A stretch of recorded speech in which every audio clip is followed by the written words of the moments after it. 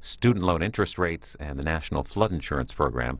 Senate Democratic Whip Dick Durbin announced on the floor yesterday that all three are likely to be combined into one bill with a vote or agreement in the Senate by the end of today.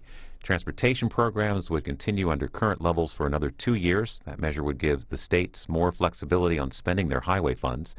Federal student loans would continue at the current 3.4% for 1 more year, and the original flood insurance legislation continues the program with some changes for another 5 years. And now to live debate in the U.S. Senate. Let us pray. God of liberty, as our nation prepares to celebrate its independence, we thank you that the rights of its citizens come from you. We praise you not only for the unalienable rights in the Declaration of Independence and Constitution, but for the liberty we have in you, freedom from guilt, sin, addiction, and fear. Use our lawmakers to protect and defend the freedoms for which so many have given their lives. Inspire our senators to keep your teachings in their hearts so that they may live for you. We commit this day to you and thank you in advance for your presence and power. We pray in your great name. Amen. Please join me in the Pledge of Allegiance to our flag. I pledge allegiance to the flag of the United States of America and to the republic for which it stands, one nation, under God, indivisible, with liberty and justice for all. The clerk will read a communication to the Senate. Washington, D.C., June 28, 2012. To the Senate, under the provisions of Rule 1, Paragraph 3 of the Standing Rules of the Senate, I hereby appoint the Honorable Tom Udall, a senator from the state of New Mexico, to perform the duties of the chair. Signed, Daniel K. Inouye, President pro tempore. Mr. President. Majority Leader. I now move to proceed to calendar number 341, S2237. The clerk will report the motion. Motion to proceed to calendar number 341, S2237, a bill to provide a temporary income tax credit for increased payroll and extend bonus depreciation for an additional year and for other purposes. Mr. President, the next hour will be divided between the Republicans and Democrats. The Republicans will control the first half, the majority will control the final half. It was last night, but just barely, when we finally worked out some agreement on the piece of legislation we're dealing with. The House posted that last night, just before midnight, to meet their rules. And it includes the Transportation Conference and flood insurance and student loans on one package. And, Mr. President, I say to all my senators that we're going to finish this before we leave. I hope we can do it today. We certainly can if the will is there. Otherwise, if it takes tomorrow or whatever, we have to finish the bill. And I know everyone has lots of things to do, but we have to finish this legislation. Student loan expires at the end of the month. Highway program has to be completed by the end of the month. The work that's been done has been hard. I met with the Democratic chairs yesterday at noon, and I explained to everyone we were trying to work our way through this. The veteran legislators who are chairmen of the committees, all the committees here in the Senate, and I explained to them we talk a lot about compromise being what legislation is all about. Legislation is the art of compromise, consensus building. But when it comes right down to doing that, it's hard for senators to give up things that they want. But, Mr. President, this is a bill that affects almost 3 million people. That is just the transportation part of it. The flood part, 7 million people. The student loan, 7 million people. So, Mr. President, everyone had to give a little bit, or we couldn't have gotten this done. I'm terribly disappointed in part of what didn't get done. I've always been a big fan of the Land and Water Conservation Fund. I don't have a better friend in the world than Ken Salazar. This is something he wanted so very, very much, but we couldn't get it done. And so there's a lot of disappointment in many different areas, but this is legislation at its best, and I say that purposely. It's hard to get these pieces of legislation done, but we got it done, and as I said, we're going to work through the process. There can always be, with the Senate being such as it is, people can hold things up, but they can't hold things up forever. So we're going to work through this. I think it's to the betterment of our country if we complete this legislation as quickly as possible. Mr. President, S3342, I'm told, is at the desk and due for its second reading. The clerk will report. S3342, a bill to improve information security and for other purposes. Mr. President, I would object to any further proceedings with respect to this matter at this time. Objection is heard. The bill will be placed on the calendar. Mr. President, a lot of things going on in Washington today, and I so admire the Supreme Court's ability to keep everything quiet.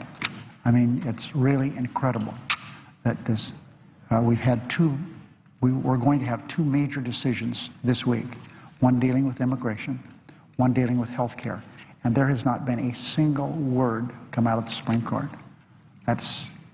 I'm so impressed, but that's the way it's always been, and I hope it stays that way. Today, the Supreme Court will rule on the constitutionality of the landmark health reform made affordable quality care a right for every American. Millions of Americans are already seeing the benefits of this law. I repeat, millions of Americans.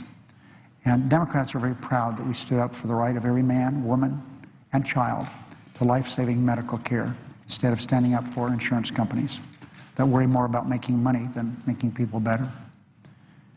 The Supreme Court's decision, being a lawyer myself, and I know the presiding officer was the chief legal officer for the state of New Mexico, Attorney General. When you're in the area of law and a lawyer, whatever the court does, we accept that.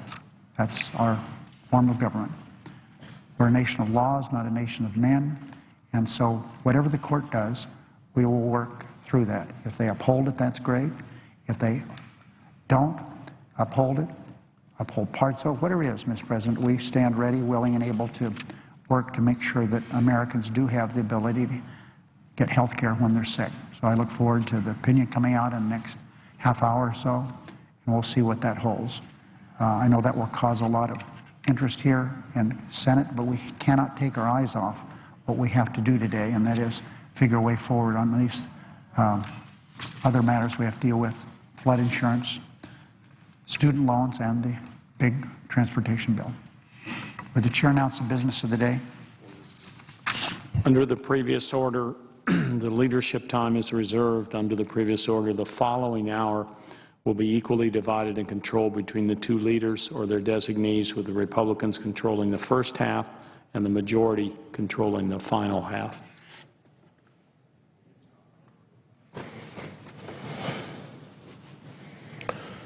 Mr. President. Senator from Wyoming is recognized. Thank you, Mr. President. And I come to the floor to talk about a bit of a crisis that the United States is in right now. We're out of money, but we're not recognizing that we're out of money. We are going to have to do some things for this country to keep this country operating so that the next generation has the same hope as the present generation.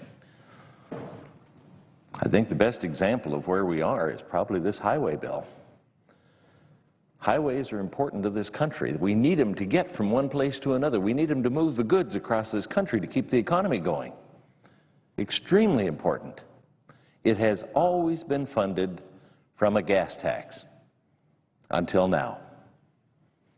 And it's a prime example of what's about to happen in all of the bills that we do because we've run out of money and we haven't taken the necessary steps to solve it. When the bill came to the Finance Committee, I suggested that we ought to change the gas tax so that there was an inflationary rate added each year for the following year. That was the least that I could think of to do for highways. It would have added a half a cent a gallon. The price fluctuates at the pump more than half a cent a day. I've got to tell you, though, that I really thought that there would be some strong support for doing something like that, taking a minimal step. I had the amendment devised so that it could be changed easily to increase that amount.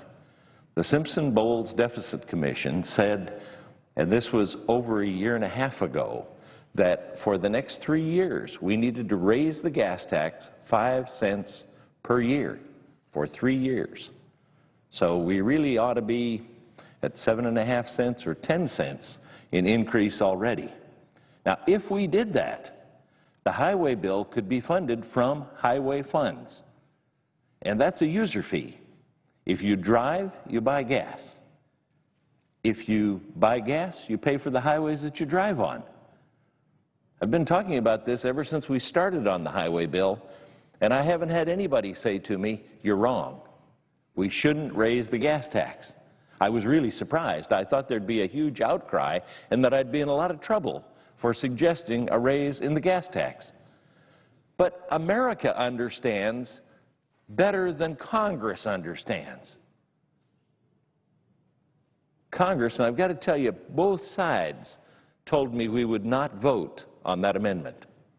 And we didn't vote on that amendment in committee, and we didn't vote on that amendment on the floor. Of course, by my count, I think I had 2 Democrats supporting me and 2 Republicans supporting me. But we didn't even really get to debate it. We should debate it.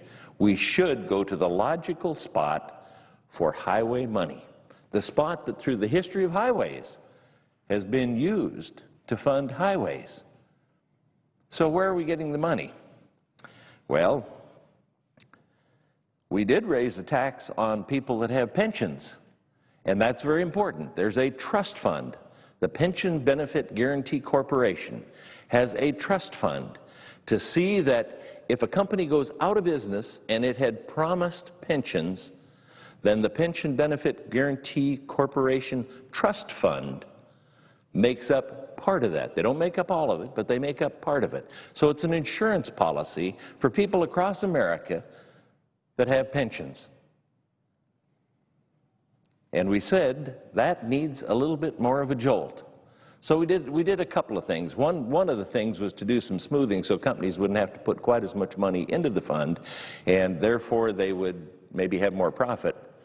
And on the profit they would pay taxes, and we can steal those taxes to put in the Highway Trust Fund so that we can build the highways. Never done that before. Never done it to the Pension Benefit Guaranty Trust before. But this bill does that. And then there's another little bit of money that comes right out of that trust fund that goes into the highway bill. That's the wrong way to do business. You cannot violate trust funds.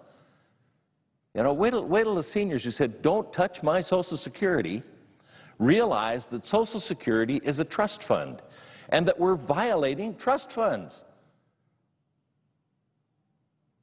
I think we'll hear a furor across this country that will be unmatched if that's touched. So we're not touching that one yet.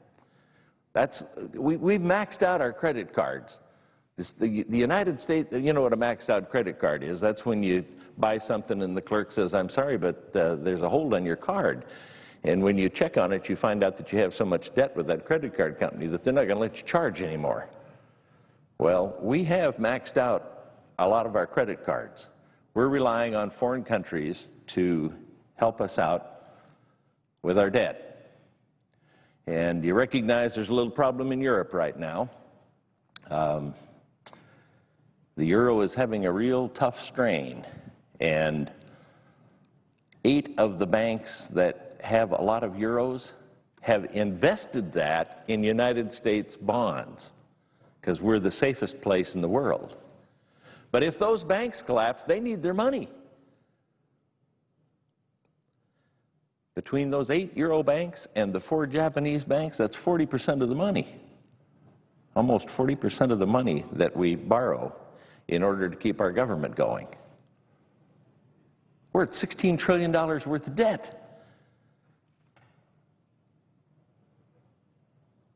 And what's worse, we've quadrupled the bottom line on the Federal Reserve. We have made money. We have printed money to 4 times the amount of money that we had 3 years ago. So we're facing some really difficult times, and we're going to have to meet up to those. One of those ways would be to raise a gas tax and to do the highway bill the way the highway bill ought to be done. Now, I mention these trust funds, and I mention it for a very specific reason, and that's that they found a trust fund they could violate on this. And they did it very clever, and they didn't mention it to anybody that's going to be affected by the trust fund. Fortunately, there were some diligent people in the middle of the night that took a look at that highway trust fund bill. And they said, wow, they're going after abandoned mineland money in this bill. Now, that's an abandoned mineland money trust fund. The money comes from primarily coal that's mined. And the money, the tax on that coal, is supposed to go to fix abandoned mines across the country. Now, they found $700 million in that trust fund.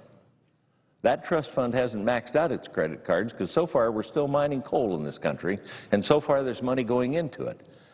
But there are really 3 uses for that money. One of them is fixing abandoned mine lands. Another one is taking care of orphan miners. I mentioned the pension folks before. When their company goes out of business, they get a little help. Well, under abandoned mine lands, if a coal company goes out of business and the miners don't have any health insurance, we're talking health insurance here, then part of this abandoned mine land money goes to make them whole in the health insurance area. This was part of a grand coalition that came together to solve some problems that are involved with mining in America. And the companies and the employees and the states that were involved said, this probably isn't the perfect solution, but it really helps a lot of people, so we're going to do it. And we did it. We were able to override a point of order on the budget in order to maintain that trust fund and move the money from the trust fund to where it was supposed to be used. For about 11 years, the money wasn't even taken out of the trust fund. And you know why? Anytime I asked about it and said that we needed some of the money, they said, oh, I'm sorry, you'll have to put some money in there so we can take the money out. I said, what kind of a trust fund do you have to put money in before you can get money out? The money already went in there. Well, here's how it works. The money goes into bonds, and the bonds go in the drawer, and the money gets spent. Think about that. Seniors have been complaining about the Social Security Trust Fund and how we've been spending money from the Social Security Trust Fund. Now, they were more clever than most people that are involved in trust funds because they figured it out. The Social Security Trust Fund has a whole bunch of bonds in the drawer. It doesn't have money in the drawer, but don't worry, those bonds are backed by the full faith and credit of the United States of America. And Europe is about to have a huge problem. Now, it's kind of interesting. In America, every single man, woman, and child owes $49,000 in national debt. Actually, it's above that, and it's growing daily. In one meeting I was at, I mentioned that, and somebody said, can I pay my $49,000 and not be responsible for the rest of it? I said, it's not the way it works. Even if you could do that, that's not the way that it works. $49,000, every man, woman, and child in the United States. If a child's born today, you can tag him with a $49,000 debt immediately. Why is that significant? Well, you've probably watched Greece and Italy. Greece and Italy had to do 19% cuts. I mean, they cut They cut pension plans 19%. They cut employees 19%. They cut the number of employees 19%. They cut the services that they provide by 19%. They cut everything by 19%. You probably saw that there were some riots in their country. If we cut 19% here, there'd be riots in this country. Well, here's an interesting fact. In Italy, they only owe $40,000 per person, and in Greece, they only owe $39,000 per person. We owe $49,000 per person. And yet we're considered to be the safest place to put your money in the world. And I think that's right at the moment. But if we keep doing what we're doing in the Highway Trust Fund, and it shows better there than any other place I can think of, the way that we're fiddling funds, shuffling credit cards so that we're not using the maxed out ones, but we're pulling some money from somewhere else, it's got to stop, my friends. Now, in this abandoned mine land, they did construct the bill so that they could get quite a few votes on it. They put a limit that above which you can't get any of the money. And it doesn't discriminate against very many states. It does discriminate against Wyoming. And so I have to make a plea that they not do that. They not do that. Trust fund money needs to go for what the trust fund said the money would go for.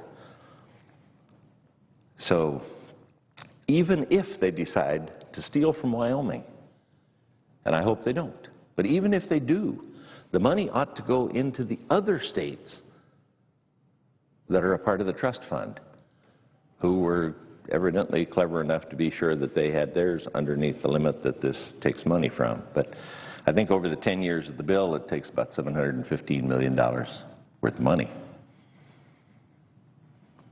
10 years. I did mention 10 years. There's no reason I mentioned 10 years. This highway bill that we're talking about doesn't get all of the money from all of the places that we're stealing the money from in a short enough period to pay for the highways we're going to build over the life of that bill. After the bill expires and all of those things have been built, we'll still be trying to collect the money from the sources that it's been stolen from in order to pay for what's already been built. Okay, what happens when we get to the end of this highway bill and we're still waiting for all of the places that we stole the money from to get the money in? Where do we steal the next money from? We better raise the gas tax. We better take a look at what we're doing, and if there's a user fee, and that's what it is, it's a user fee. If you use the highways, you buy gas. If you buy gas, you pay into this trust fund. Although that's probably diminishing because our cars run on electricity now, and that will probably be increasing. Alternative fuels will be increasing, and that will affect how much money goes into the trust fund.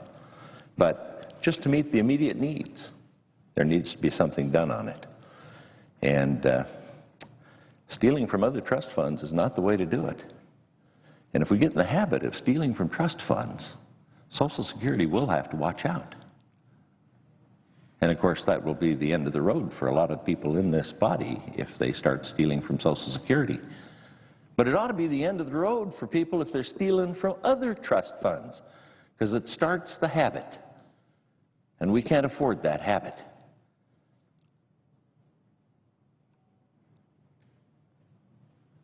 I yield the floor and reserve the balance of the time and suggest the absence of a quorum. The clerk will call the roll.